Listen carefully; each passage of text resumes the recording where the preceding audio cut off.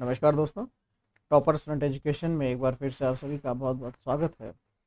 जो एग्ज़ाम आपका दिसंबर में होने वाला है, दिसंबर 2022 या मैं कहूँ कि जनवरी में होने वाला है, उसके नए बैच 1 जुलाई से प्रारंभ होने वाले हैं।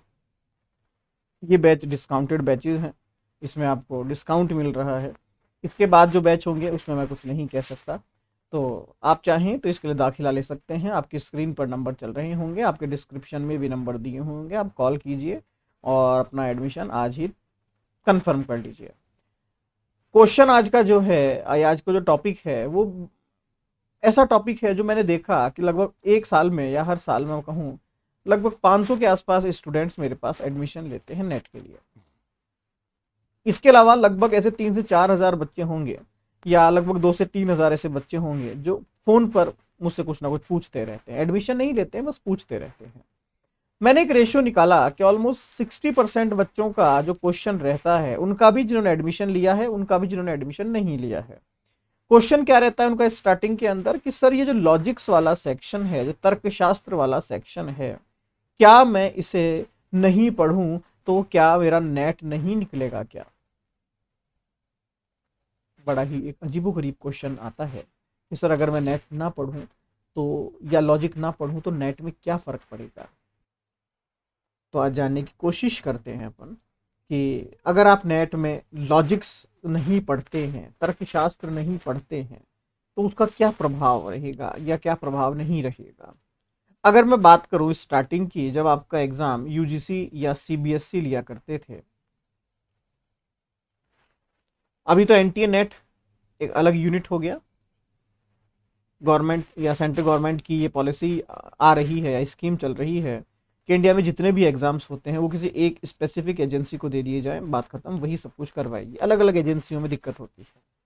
यूजीसी और सीबीएसई जब आपका एग्जाम लिया करते थे उस वक्त आपका इंडियन लॉजिक्स का सेक्शन जो था वो सबसे ज्यादा टिपिकल माना जाता था। इंडियन लॉजिक्स, अब इसको मैं इंडियन क्यों कह रहा हूं, क्योंकि इसमें न्याय दर्शन से संबंधित सारे क्वेश्चंस आते थे। दूसरा, जो प्रॉपर लॉजिक्स का है, जो बेसिक लॉजिक्स का जो सेक्शन था, उसमें से भी बहुत सारे क्वेश्चंस आते थे। बच्चों के सामने दिक्कत ये रहती थी कि अगर आपने लॉजिक्स छोड़ दिया, फॉर एग्जांपल अगर मैं एक रेशो की बात करूं, मान लीजिए उस वक्त आपका जो पेपर था उसके अंदर आपके लगभग 50 क्वेश्चन आते थे, मैं एक जस्ट एग्जांपल आपको बता रहा हूं, या मान लीजिए 100 क्वेश्चन आपके वहां पर आते थे, तो उसमें से भी अगर आप देखें तो तकरीबन तकरीबन 25 से 30% क्वेश्चन इंडियन लॉजिक्स या बेसिक लॉजिक्स के होते थे। ये एक बहुत बड़ा रेशो था जिसके अंतर्गत आप कहीं ना कहीं इसको स्किप नहीं कर सकते थे। दूसरी बात, पेपर मिक्स मैच में आता था, वहां पर बहुत सारी चीजें मिक्स में आती थी, पता नहीं कर सकते थे आपकी कौन सा इंपॉर्टेंट सेक्शन है, कौन सा वीक सेक्शन है, किसको छोड़ू किसको पढ़ूं। तो वहां तो ये बात सही थी कि लॉजिक्स के बिना आप आगे नहीं जा सकते हैं। वैसे भी अगर आप दर्शन शास्त्र पढ़ रहे हैं तो पहली प्राथमिकता या पहली प्रायोरिटी तो आपकी ये होनी चाहिए कि भैया मुझे लॉजिक्स आते हैं, मैं लॉजिक्स में पारंगत हूं, मैं उसके अंदर कैपेबल हूं, मैं उसके क्वेश्चंस कर सकता हूं। क्यों? Logics completely based on mathematics रहती है, गणित के ऊपर वो निर्भर है। गणित के ऊपर निर्भर है, इसका मतलब वहां पर या तो क्वेश्चन एग्जैक्ट सही होगा, वहां पर इफ और बट वाला नहीं होता कि यार ये लिख दूं या ये लिख दूं, वहां तो एज इट इज या एग्जैक्ट आंसर आता है। तो वहां पर आपकी परफॉर्मेंस बहुत अच्छी हो सकती है अगर आपके लॉजिक्स में पकड़ अच्छी है। तो क्वेश्चंस आते हैं सीधे, मान लीजिए ट्रुथ टेबल का क्वेश्चन आ गया, आपको पता है इसका आंसर ये होगा, तो बात खत्म हो गई। वहां दिमाग लगाना नहीं पड़ता। सबसे कम टाइम में सबसे ज्यादा एक्यूरेसी वाले जो क्वेश्चंस होते हैं वो लॉजिक्स के क्वेश्चन माने जाते हैं। तो हमेशा हमारी प्राथमिकता तो ये रहनी चाहिए कि मैं लॉजिक्स को पढ़ लूं। मे भी पॉसिबल मान लीजिए या 1% में मान लूं कि साहब लॉजिक नहीं समझ में आया, अब क्या करें? एनटीए जब आया तो एनटीए ने पूरे सिलेबस को 10 यूनिट के अंदर डिवाइड कर दिया और उसके एवज में 100 क्वेश्चंस का पेपर बना दिया। यह माना गया कि लगभग हर यूनिट से आपके 10 क्वेश्चंस आने तय हो गए। मैंने इसको थोड़ा सा और चेंज करके आपको समझाया कि 10 एक आप एवरेज ले लीजिए, बट आप इसको इस तरीके समझिए कि किसी भी यूनिट में मिनिमम 6 क्वेश्चन से लेकर मैक्सिमम आपके 14 से 15 क्वेश्चन आ सकते हैं किसी भी यूनिट से। 10 तो एक एवरेज हो गया।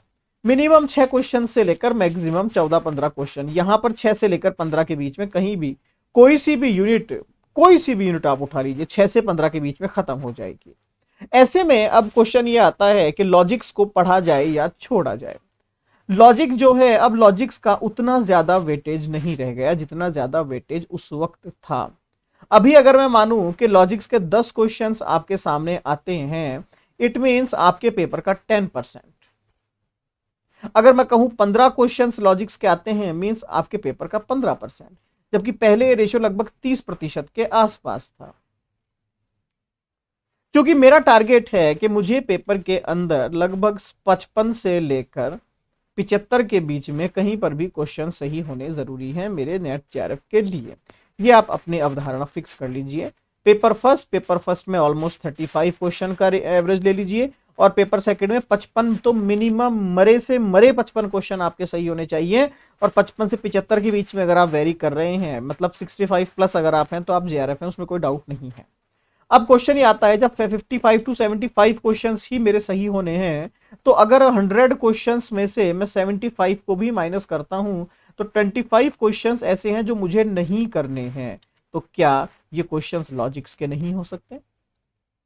इट मीन अगर आप लॉजिक्स के सेक्शन को स्किप भी कर देते हैं, लॉजिक्स के चैप्टर को नहीं भी पढ़ते हैं, तो भी आपके रिजल्ट पर कोई भी विपरीत प्रभाव नहीं पड़ेगा, कोई भी नेगेटिव इंपैक्ट आपके रिजल्ट पर नहीं पड़ेगा।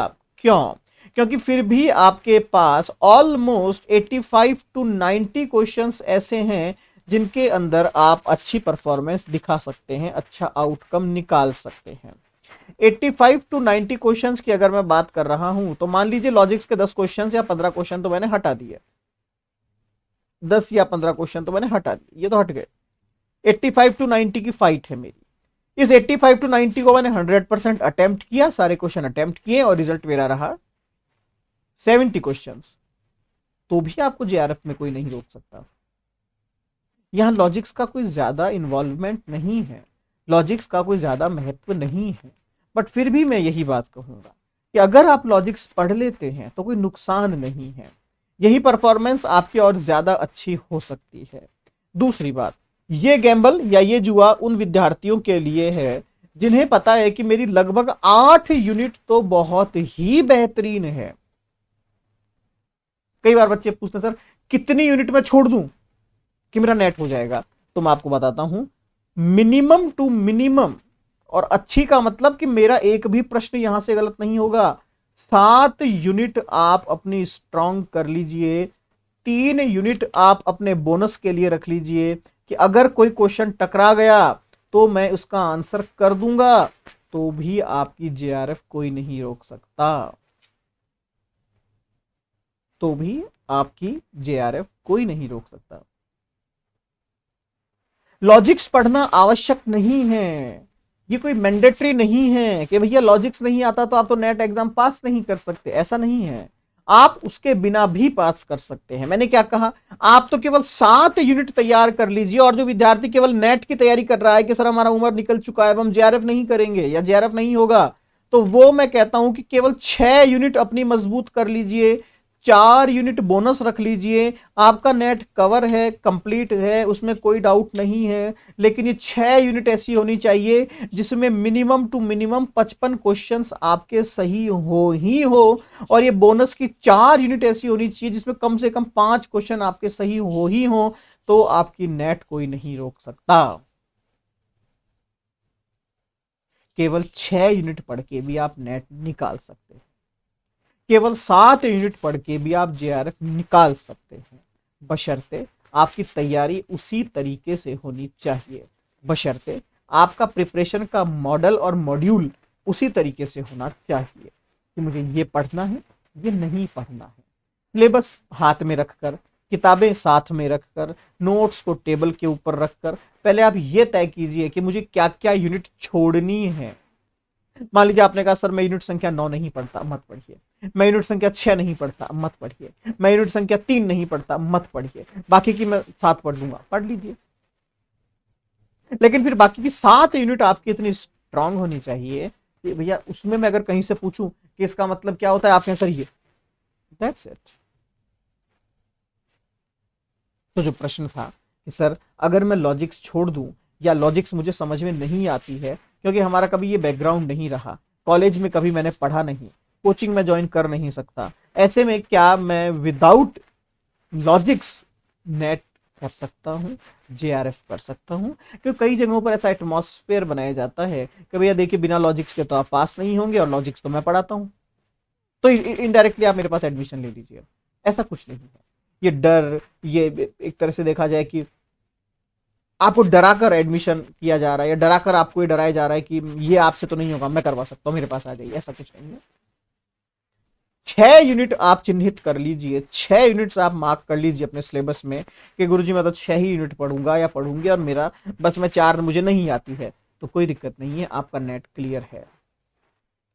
आप कहते हैं गुरुजी मैं तो 1 यूनिट लॉजिक्स की और 2 यूनिट कोई और छोड़ूंगा और 7 यूनिट की तैयारी करूंगा, तो आपका जेआरएफ क्लियर है। लेकिन एक बात फिर से अंडरलाइन कीजिएगा, ये तभी है जब पेपर संख्या 1 में आपके लगभग 35 प्रश्न सही हैं, तो जेआरएफ के लिए आप कैपेबल हैं, उसके लायक हैं। और अगर नेट, तो पेपर फर्स्ट में कम से कम 25 से 30 क्वेश्चन सही होने ही होने चाहिए, तो ही आपका नेट निकलेगा। वरना तैयारी करते रहिए करते रहिए करते रहिए, अनंत काल की ये तैयारियां हैं, इसमें कोई अंत तो है नहीं। जिस वक्त उम्र हो जाएगी तब हमारा इंटरेस्ट भी खत्म हो जाएगा और कहीं ना कहीं हम सेट भी हो जाएंगे। बट क्वेश्चन यही है और मुद्दा भी यही है कि हर चीज पढ़ना जरूरी नहीं है, सारी यूनिट पढ़ना आवश्यक नहीं है। आप यूनिट छोड़ दीजिए तो भी आपका नेट जेआरएफ हो सकता है। बोनस के लिए रखिए उन यूनिट्स को, बोनस के लिए। लॉजिक्स पढ़ा हुआ है, आता है, बोनस के लिए छोड़ दिया। एग्जाम हॉल में देखे आखिरी में 10 मिनट बचे हैं और लॉजिक्स के 10 क्वेश्चन आए थे, क्यों ना उन पर तुक्का लगा दिया जाए। तुक्का कैसे लगाऊं? सबका एक ही ऑप्शन भर दिया, सी सी सी सी सी सी सी सी। घर पे आके आंसर की चेक किया, क्या पता 3 क्वेश्चन सही निकल जाएं, बात खत्म। ये तो मेरा बोनस हो गया। जो यूनिट मैंने छोड़ी थी उनमें अगर 5 क्वेश्चन भी मेरे सही हो गए तो 10 नंबर एक्स्ट्रा है मेरे पास, ये बोनस है मेरे। यही बोनस आपको जेआरएफ दिलाकर जाएंगे, नेट दिलाकर जाएंगे, ध्यान रखिएगा। तो ये आपकी शंका। और भी किसी को कोई डाउट हो तो आप मुझे मैसेज कर सकते हैं, कमेंट कर सकते हैं। ये सारे वीडियोस में आपके क्वेश्चंस के ऊपर